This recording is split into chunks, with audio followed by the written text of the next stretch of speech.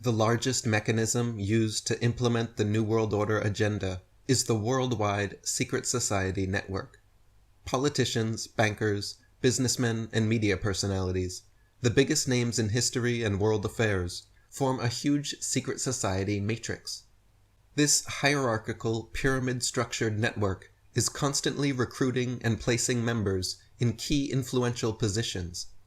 In order to orchestrate world events and policy decisions from behind the scenes, many niche secret societies groom and position politicians, media personalities, and other yes-men so they may best aid the great work. As A.E. Waite wrote, "Beneath the broad tide of human history, there flow the stealthy undercurrents of the secret societies, which frequently determine in the depths the changes that take place upon the surface."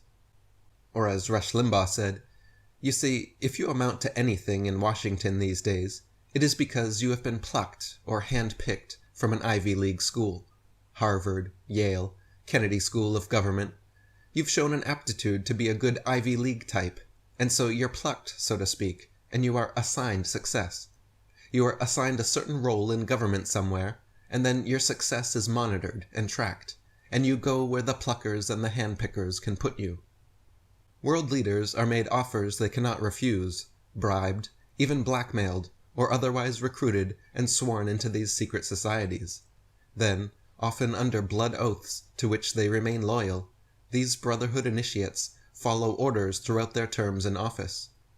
In this way, the electorate constantly changes, giving the illusion of discontinuity of leadership, when in fact, each successive leader, coincidentally, belongs to the same secret societies. A few of the more influential ones include the Freemasons, the Illuminati, Bohemian Grove, Skull and Bones, the Council on Foreign Relations, the Royal Institute of International Affairs, the Bilderberg Group, and the Trilateral Commission. Paul Joseph Watson wrote, "A disturbing majority of the House and Senate representatives hold membership to elite organizations publicly sworn to destroying America in favor of a globalist one-world order system. This trend ranges from the now public US-centered Council on Foreign Relations through the Trilateral Commission to the quasi-secret internationalist Bilderberg Group. At the end of the spectrum, we even see occult influences like Skull and Bones, along with the Freemasons. The justification for a zealously ordered one-world government is chaos. Terrorism is the premier method for fomenting this chaos." David Icke wrote, "The conspiracy to create a centralized global fascist state is orchestrated in the 5 Cents world by a secret network known collectively as the Illuminati or Illuminated Ones. They manipulate through secret societies and groupings like the Freemasons, Knights of Malta, Knights Templar, and the Jesuits.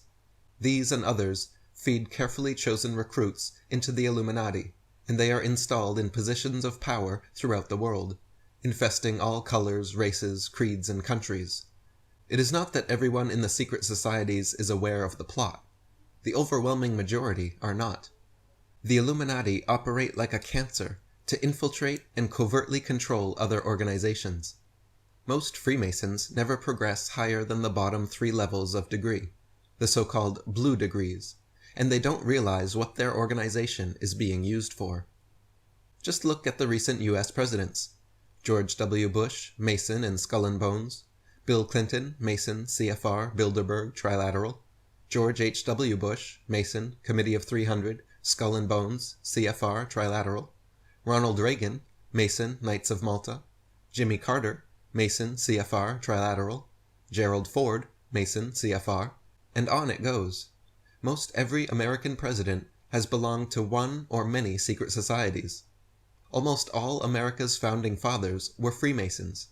The Senate has maintained a Masonic majority since its inception, and its influence has only become more pervasive since. To deny the influence secret societies have in world affairs is naive, but the mainstream media seem complicit in their exclusion of any coverage involving them. As shown previously, this mainstream media blackout is also maintained through secret society membership. The 5 largest multimedia providers controlling 90% of America's media are bloodline or secret society controlled. For example, the following are just a few of the hundreds of CFR, Trilateral, or Bilderberg-owned and managed companies: ABC, CBS, NBC, PBS, CNN, AP, Reuters, New York Times, New York Post, Washington Post, Washington Times, LA Times, Wall Street Journal, Newsweek, Business Week, National Review, Time, Life, Look, Fortune, Reader's Digest, U.S. News and World Report, Atlantic Monthly, McCall's, World Review, and Scientific American. Not only are the media CEOs and boards of directors usually secret society members, so are the show hosts and news anchors. Here's a sampling of some mainstream anchors and media personalities found on secret society rosters: Peter Jennings, Dan Rather, Tom Brokaw, Ted Koppel, Barbara Walters, Diane Sawyer, William F. Buckley Jr., Joseph Harsh, Bill Myers, C.C. Collinwood, David Brinkley, John Chancellor, Marvin Kalb, Daniel Shore, Joseph Kraft, James Reston, Max Frankel, David Halberstrom, Harrison Salisbury, Sol Linowitz, George Will, Robert McNeil, David Gergen, and Mortimer Zuckerman. Jim Marrs wrote, "There can be no argument regarding the reality of secret societies today.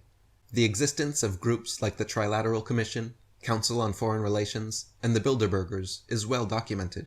The only question is the extent of their control and manipulation of major world events. Likewise, there is no question that members of these societies exert inordinate control over many of the largest corporations and banks in the world. These corporations, in turn, control essential minerals, energy, transportation, pharmaceuticals, agriculture, telecommunications, and entertainment. In other words, the basics of modern life. They also provide an inner core of ranking government officials on a revolving door basis. These officials often implement the very policies conceived and desired by the societies. These societies hold considerable sway over national elections and policy, yet seem strangely immune to any investigation, whether by government or the mass media. Since its inception in 1913, there has never been an outside, objective audit of the Federal Reserve System, despite periodic calls for such.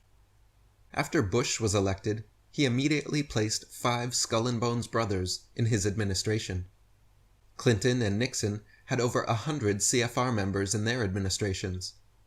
Ronald Reagan's 59-man transition team alone had 28 CFR members, 10 Bilderbergers, and 10 Trilaterals. Secret society members are prevalent at all levels of government, and not just in America, but worldwide. For instance, Saddam Hussein, Yasser Arafat, Mikhail Gorbachev, George Bush, and Tony Blair are all 33rd degree Freemasons. Marx, Engels, Lenin, Stalin, Trotsky, and Mao Zedong were all high-level Grand Orient Lodge Freemasons. Winston Churchill was Committee of 300 and a Mason. Cecil Rhodes founded the Round Table, was Committee of 300 and a Mason. Henry Kissinger was a Mason, Knight of Malta, Committee of 300, and a Bilderberger. Dick Cheney is CFR and Trilateral Commission. David Rockefeller founded Bilderberg and the Trilateral Commission, and is also CFR, Committee of 300, and a Mason. These are the biggest, most powerful names in politics, all meeting in secret, with no minutes and no media coverage.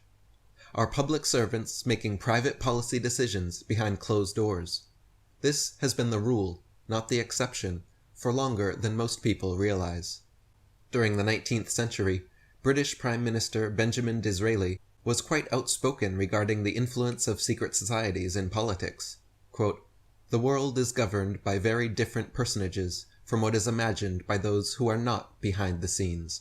There is in Italy a power which we seldom mention in this house. I mean the secret societies. It is useless to deny, because it is impossible to conceal, that a great part of Europe, the whole of Italy and France, and a great portion of Germany, to say nothing of other countries, is covered with a network of these secret societies, just as the superficies of the earth is now being covered with railroads. The government of this country has not only to deal with governments, kings, and ministers, but also with secret societies, elements which must be taken into account, which, at the last moment, can bring our plans to naught, which have everywhere their unscrupulous agents, who incite assassinations and can, if necessary, lead a massacre. The Federal Reserve Private Banking Syndicate was set up under Woodrow Wilson's presidency. The following quotes show his suspicions and regrets regarding this secret society of banking elites. Quote, "Since I entered politics, I have chiefly had men's views confided to me privately. Some of the biggest men in the United States in the field of commerce and manufacture are afraid of something. They know that there is a power somewhere, so organized, so subtle, so watchful, so interlocked, so complete, so pervasive, that they better not speak above their breath when they speak in condemnation of it. I am a most unhappy man. I have unwittingly ruined my country. A great industrial nation is controlled by its system of credit. Our system of credit is concentrated. The growth of the nation, therefore, and all our activities are in the hands of a few men. We have come to be one of the worst ruled, one of the most completely controlled and dominated governments in the civilized world. No longer a government by free opinion, no longer a government by conviction and the vote of the majority, but a government by the opinion and duress of a small group of dominant men." British Prime Minister Winston Churchill was a Committee of 300 member and 33rd degree Mason. In 1920, he spoke from personal knowledge regarding the world conspiracy when he said, quote, "From the days of Spartacus Weishaupt to those of Karl Marx, to those of Trotsky, Bela Kun, Rosa Luxemburg, and Emma Goldman, this worldwide conspiracy for the overthrow of civilization and for the reconstitution of society on the basis of arrested development, of envious malevolence and impossible equality, has been steadily growing. It played a definitely recognizable role in the tragedy of the French Revolution. It has been the mainspring of every subversive movement during the 19th century. And now, at last, this band of extraordinary personalities from the underworld of the great cities of Europe and America have gripped the Russian people by the hair of their heads and have become practically the undisputed masters of that enormous empire." New York Mayor John Hylan in 1922 said, "The real menace of our republic is the invisible government, which like a giant octopus sprawls its slimy legs over our cities, states, and nation. At the head is a small group of banking houses. This little coterie runs our government for their own selfish ends. It operates under cover of a self-created screen, seizes our executive officers, legislative bodies, schools, courts, newspapers, and every agency created for the public protection." President Franklin Roosevelt said, "The real truth of the matter is that a financial element in the large centers has owned the government since the days of Andrew Jackson." Supreme Court Justice Felix Frankfurter said, "The real rulers in Washington are invisible and exercise power from behind the scenes." Senator William Jenner said, "Today the path to total dictatorship in the United States can be laid by strictly legal means, unseen and unheard by Congress, the President, or the people. Outwardly, we have a constitutional government. We have been operating within our government and political system, another body representing another form of government, a bureaucratic elite which believes our Constitution is outmoded and is sure that it is the winning side. All the strange developments in the foreign policy agreements may be traced to this group, who are going to make us over to suit their pleasure. This political action group has its own local political support organizations, its own pressure groups, its own vested interests, its foothold within our government, and its own propaganda apparatus." Bloodline President John F. Kennedy was well aware of America's secret society control. His many rebellious decisions against the elite, his non-participation in the great work, would ultimately lead to his assassination. He did, however, try to warn the average American of our plight. On April 27, 1961, in an address to newspaper publishers, JFK said, "The very word secrecy is repugnant in a free and open society, and we are, as a people, inherently and historically opposed to secret societies, secret oaths, and secret proceedings. For we are opposed around the world by a monolithic and ruthless conspiracy that relies primarily on covert means for expanding its sphere of influence. It depends on infiltration instead of invasion, on subversion instead of elections, on intimidation instead of free choice. It is a system which has conscripted vast human and material resources into the building of a tightly knit, highly efficient machine that combines military, diplomatic, intelligence, economic, scientific, and political operations.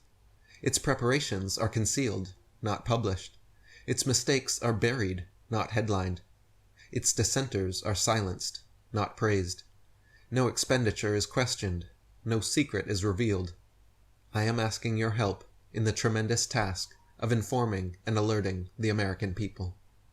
The high office of President has been used to foment a plot to destroy the American's freedom, and before I leave office, I must inform the citizen of his plight.